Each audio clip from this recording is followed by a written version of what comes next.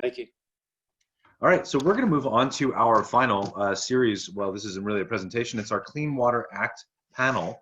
I'm just going to give you names and their organization they represent, and you can read their full bios in the program if you want to get a little bit of a deeper dive into who they are and what they do.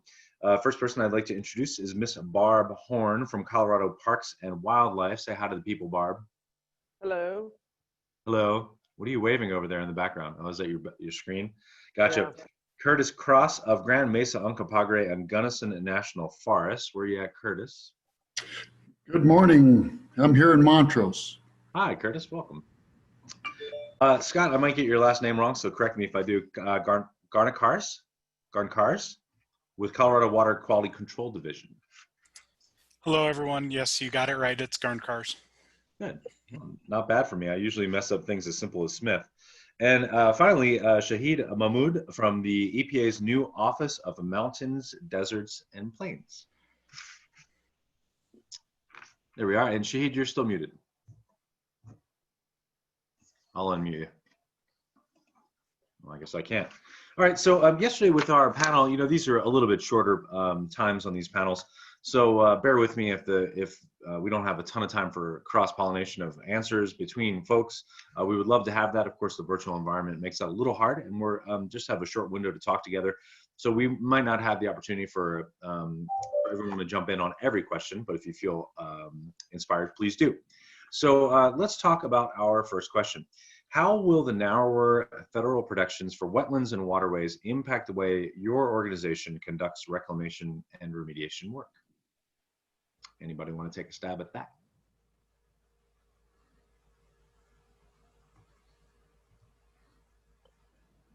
Well, I'll give it a quick shot. It's kind of obvious how it will impact our work. And by the way, I hope people notice my background. Yeah. Because this is my new conference background, because I am an advocate that all good ideas come from bars and bathrooms at conferences. So I'm kind of got a sophisticated bathroom here. For our agency, which is responsible for managing aquatic life and wildlife and recreation for citizens of Colorado, it's going to be driven by the ability of those waters to be restored or reclaimed and what happens to that system. And so we'll just react by managing what we can with the condition of the waters, more or less. But we're an advocate of interpreting that in a different way that still make some states of the water so that the wildlife is, in our interpretation, you know, ditches and things like that were already not regulated in the Clean Water Act, and it didn't need to be done. So it's kind of a no-brainer for us. We'll react to the conditions and do the best we can to manage those fisheries for citizens of Colorado. Thanks, Barb. Anybody else want to jump in on that from our panel? Again, my name's Scott Garncarz, and I'm with the Water Quality Control Division. And currently, we're not really involved in reclamation or remediation from my perspective. I work on 401 water quality certifications, and I would only be involved in these if the projects required an individual 404 permit from the Army Corps of Engineers. But I have talked to some of our non-point source folks, and from their perspective, they don't feel there would be much change because a lot of their work is primarily focused on locations that don't require permits. Okay, so potentially not a whole lot of impact there, some unique circumstances. Anybody else want to tackle that one? Yeah, I guess I would add in from the Forest Service and a federal perspective here,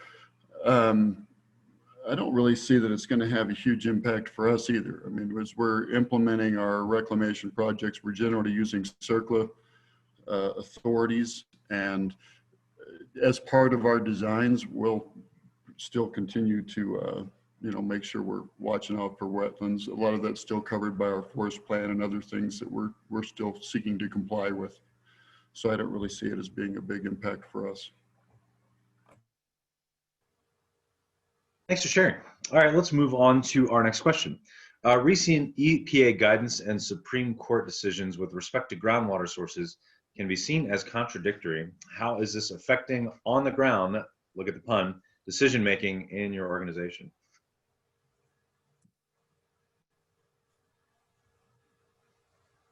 Well, fish don't do well in groundwater, so I don't have much to say. It makes for really hard fishing if that's where they are.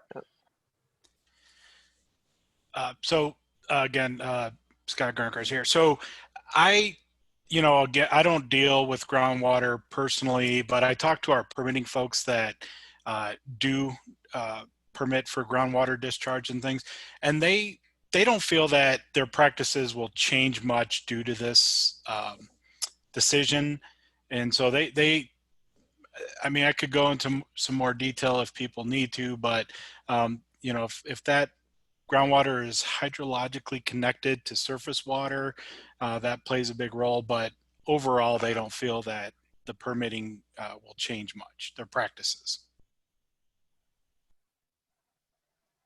Anybody else like to weigh in?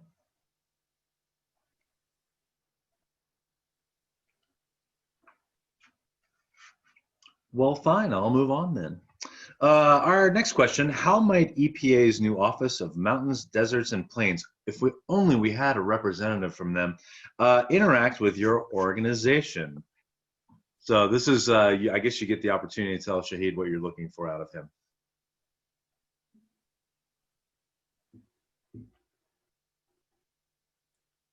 Come on, Shahid, you got to take that one.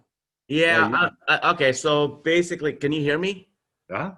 Yeah. I mean, I came prepared to talk overarching functions of this office, because in talking to Marcy, she just wanted us to give a 5-minute overview of this office, where we were thinking of going, and the buckets, or the different tasks and functions we'll be involved with. So I had some speaking points to that. So, but this has kind of thrown me off, because it's like a panel discussion, but not really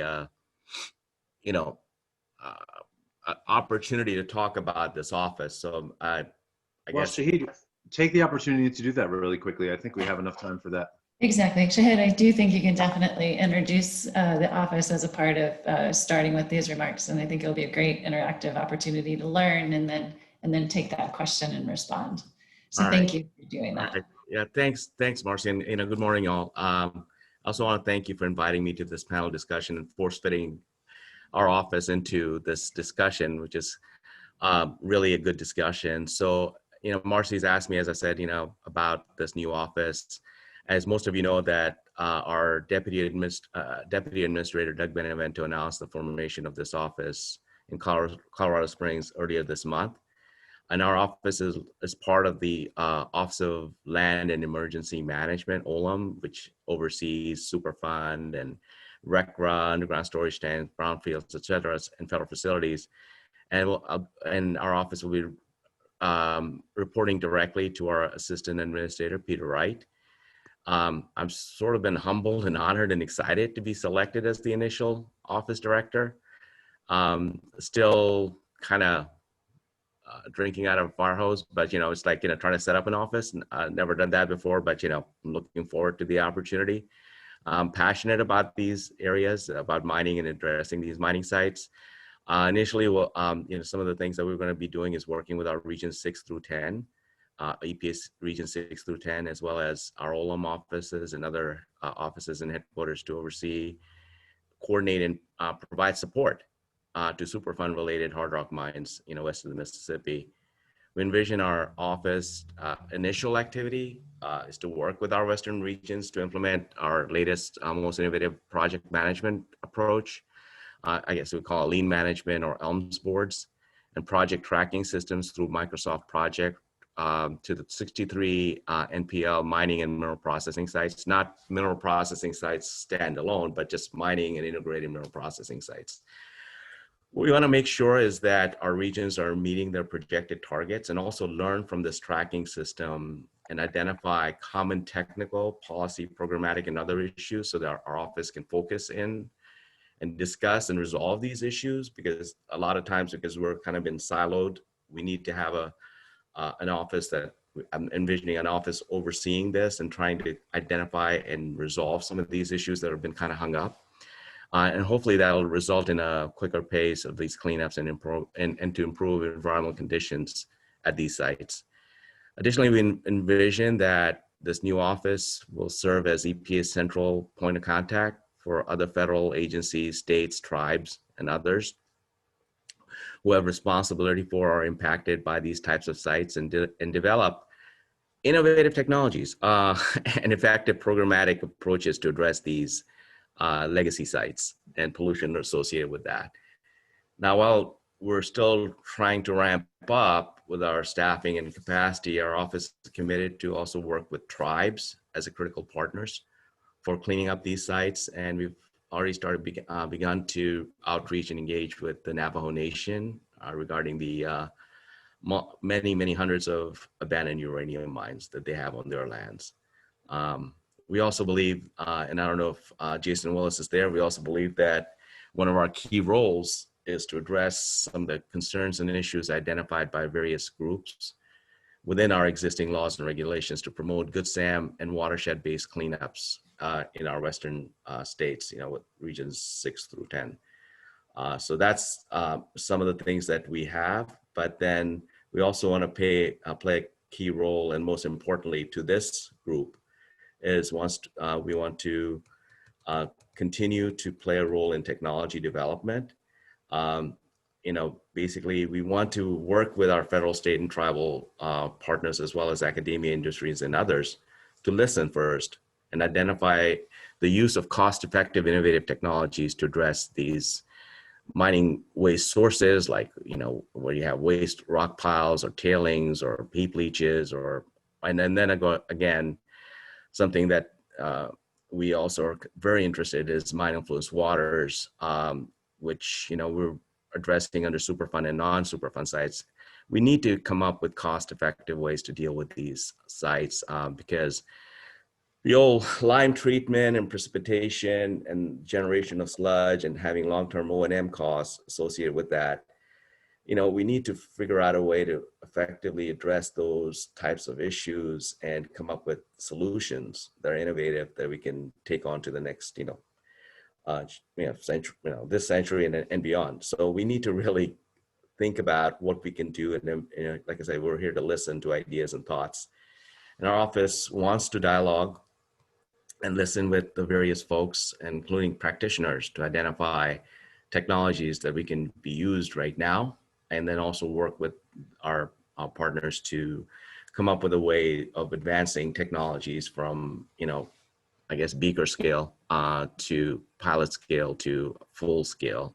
So we need to listen to ideas and thoughts and concerns, such as, there may be liability concerns. There may be other concerns that may be out there that are facing. That's a great, sorry to jump in there, Shahid, but that's a great entry, I think, to go back to our other panelists. Shahid had mentioned that one of the things that you're doing right now is really listening. And so if we go back to that question, basically, I think to the other panelists, the question is, when we think about innovating technologies or basically to work on these sites, what, from your perspective, is needed? What are those next steps? And how could someone help you from your position or the people or the projects you're working on advance solutions? Yeah, and there may be ideas and thoughts out there, and we keep on selecting the same remedies because they keep working and meeting standards, but there's got to be other ways to skin this cat. So it's just basically looking at ways and ideas and thoughts, because there's a lot of practitioners that may have thoughts and ideas, and we want to listen. We want to see what are the impediments, what is needed, and we're ramping up. And so we're, trying to figure that out, as well as, with the role, and trying to get this staff to work with and listen to these discussions. So, look forward to listening. Perfect. So, yeah, Barb, what do you think? What kind of steps from your career with the state could you see being helpful? Well, a lot of people don't know the reason I ever got hired at Parks and Wildlife was because the Telluride Uray complex was declared a Superfund CERCLA site. That's why I ever got a job at Parks and Wildlife. So I've watched that site evolve. I've watched the Leadville site evolve, and I'm very, very encouraged by this new office. I'm also, again, not going to hold my breath and be optimistic in that in that I know when offices change in government, sometimes it's for the wrong reasons, and yet some good still comes out of it. So I'm really looking forward to seeing what happens. I know there's not a lot of infusion of funding with this new office, so that limitation is there. There's not a lot of new resources, but I really do think the reason that the entire office exists is because we're dealing with these external costs of the previous paradigms that we operated in. And I absolutely like the word, I was going to count how many times, if this was happy hour, how many times you said the word innovation, Shahid, because I think that's what's going to be needed. My experience in 30 years is good people at EPA come in and bring the tools that they have, and often they're bringing a bulldozer when a screwdriver might have been needed. So I'm hopeful that this office can help facilitate innovations, not just in technology, but also in more local voices, more on the ground, more consideration of in the Navajo Nation, for example, cultural values, just really revisioning, because I think the low-hanging fruits are gone. And we're all, I think, industry, as well as federal land managers, regulators, all have to think about how to come to the football field with a new game plan now. I don't think anyone's going to look the same in 10 years with the issues that we're facing, along with dealing with the legacy mining and things like that, the future with climate change and other threats that we have. We're all going to have to get together in the same room and think differently. So I was really encouraged and surprised by this, but I'm going to hold my breath because that's what I do.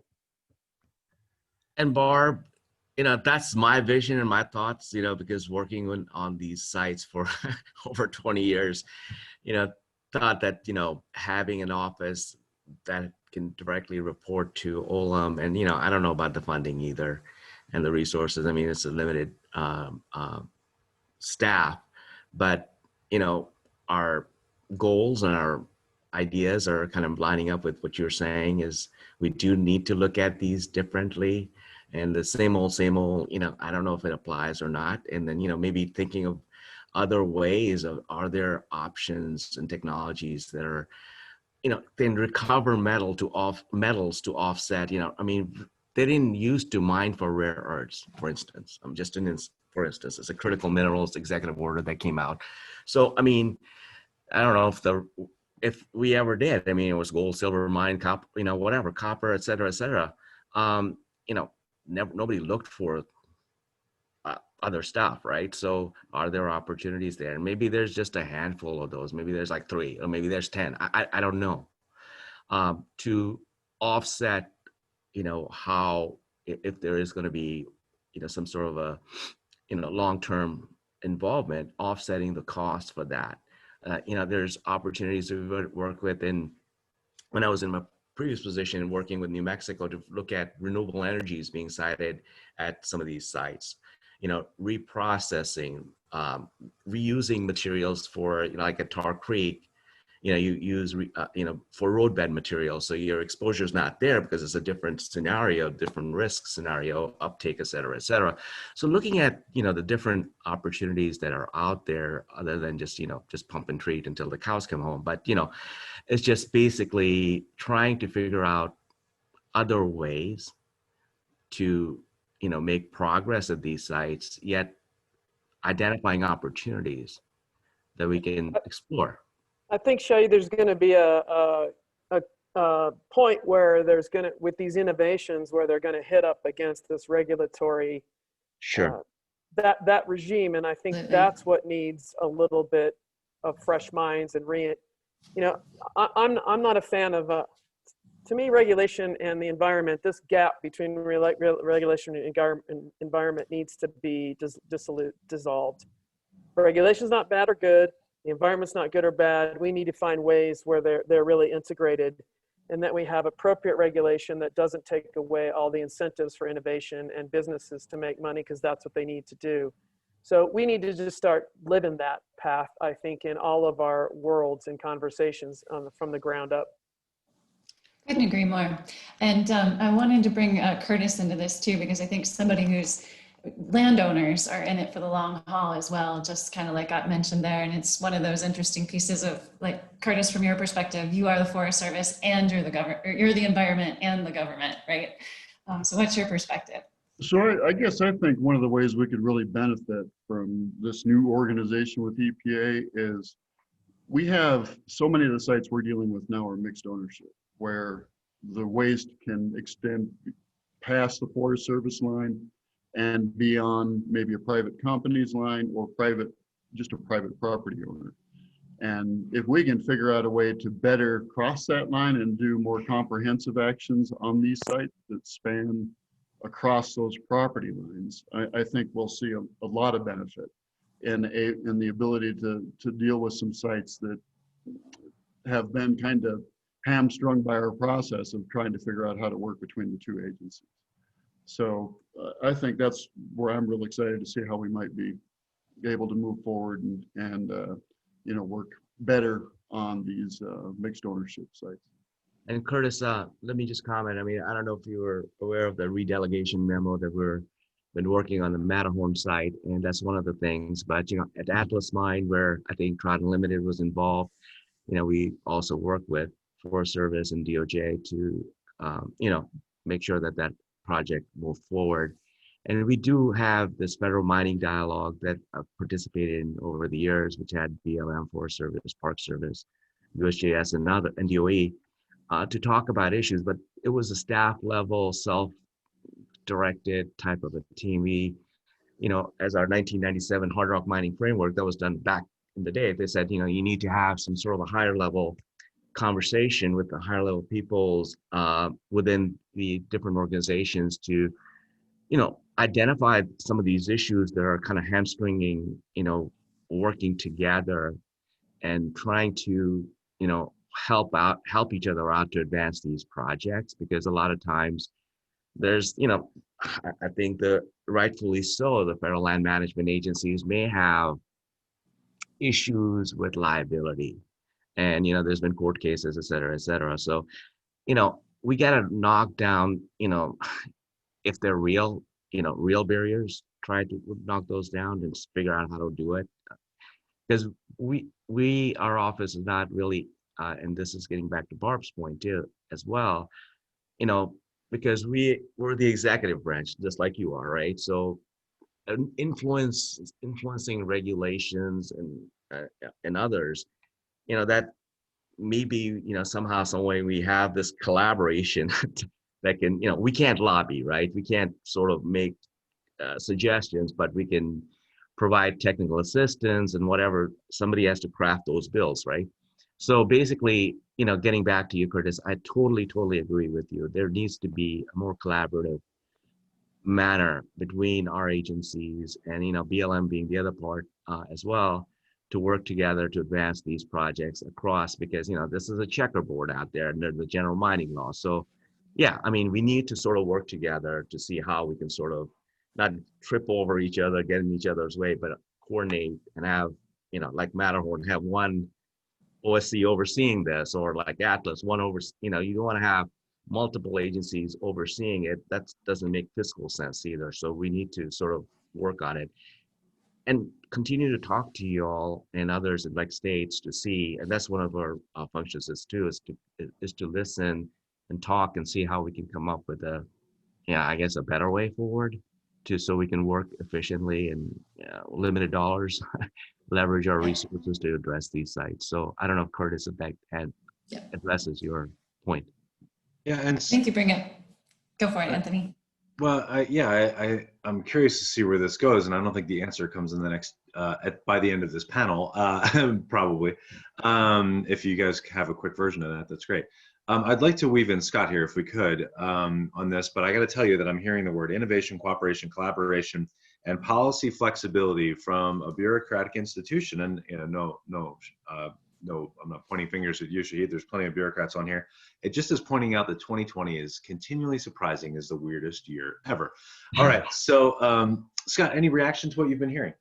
Well, yeah, so this office is very new and we're still learning about it here at the division, Water Quality Control Division. And, collaboration is key to a lot of these things. And, you know, we have our non-point source group that works on mining, and we also have our measurable results program that's within the watershed section that also looks at mining impacts and water quality and cleanup. So, you know, as we learn more about this new office, obviously we'd love to collaborate and, you know, do what we can to get that accomplished.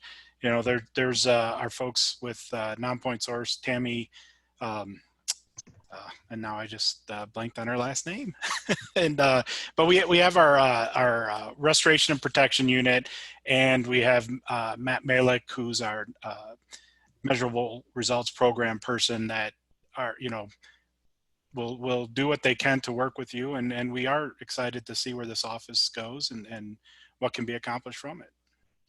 Yeah, Scott, you know, I mean, this measurable results program is something that, you know, because to measure success is, you know, are we measuring success by process-oriented measures, you know, how many rods we signed or how many RDRAs or 5-year reviews or whatever. But the measurable results program, how much benthic recovery, how much how many fishies came back, whatever. I think that really speaks to, you know, having an impact on the environment, because we're trying to protect human health and the environment. And if you have recovery of the environment, that's, you know, I'm really intrigued to find out about your measurable results, because, you know, we need help in coming up with different measures of success. And this sounds like a, you know, just from the sound of the title that you were saying, I don't know what you know. Yeah, and I can definitely give you the names of the two people. Skip Feeney was the one that actually was involved prior to Matt taking over. So, there definitely have been a couple projects I know that they've had some success on, and would be willing to share that information. And yeah, so I can get you in touch with them. Just on that note, I'd like ahead, to throw Barb. in a quick plug, Marcy, for funding of long-term monitoring to tell that success story. Too many of the funding sources just decide if the project was good or not, but no one wants to monitor the 5 or 10 years it takes to tell that real story. And then they get mad that they don't have a story to tell. So I would like that to change before I die. I think you're so right, Barb. And one of the things that's a real telltale sign of that, right, is the Colorado Sun published the announcement of this new office. And what photo did they have in their cache to use? The Gold King mine spill with the Orange River and the 3 kayakers, right?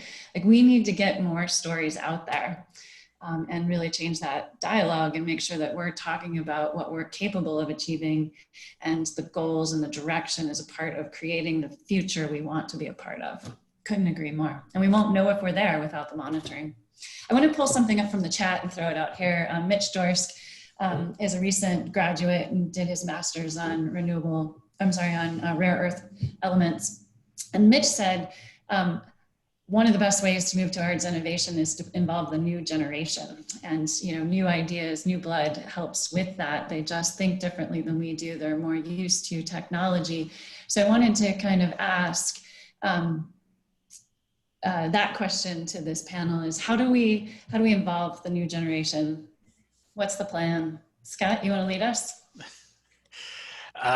You know, that is very interesting. I actually am currently working on my master's, and I am, you know, older master's student, so I'm learning a lot about technology. But, you know, the only thing I can think of and is, you know, how to get them more involved is offering opportunities for internships and things like that. I really can't speak more than that.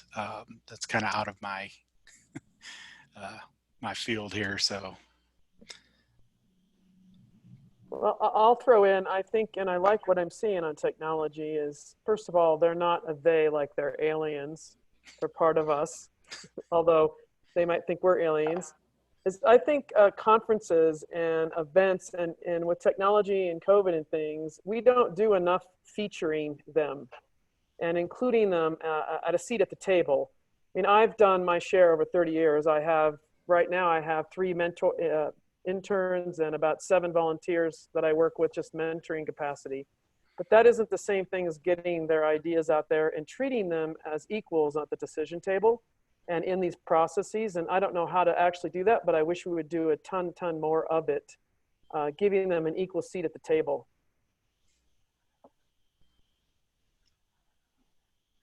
You know, I guess from here on the GMUG, we've just hired 3 new engineers about a year ago that since we've been unable to hire behind Linda Lanham over the past couple of years, they've really been kind of thrown into this work and are really taking an active role in moving some of these projects forward. And I guess it would be our intent to continue with intern programs and hiring through our recent grad programs. And since we do have a lot of the work here for people to get the experience on the hard rock mine reclamation efforts. So our intent would be to continue to train people up as long as we have this work to do. Yeah, and I'm so new to this office. I'm still learning the HR process, so I don't want to get in trouble. But I think what Scott alluded to, having internship opportunities, is something that, you know, we could bring in the fresh blood and their great ideas to have an influence. And, you know, this is their future. You know, I'm going to be retiring, you know, 6-7 years, but, you know, whatever. But, you know, we need fresh blood to carry this cause, I guess I would call it, forward to, as Barb also alluded to, a shift in paradigm, the way of thinking.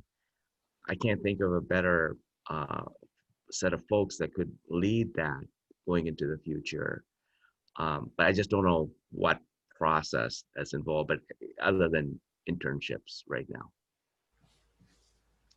You know, I guess another thing I would add real quick is, you know, we are outsourcing some of this work, whether we're doing things through agreement with Trotta Unlimited or we're doing things through agreement with the state. So, you know, we are tapping into new ideas that and new resources that we haven't really previously, that I think is bringing a different perspective and a different history to these projects, as you know, as we get a group of people looking at them rather than just someone from the Forest Service trying to figure it out all on their own.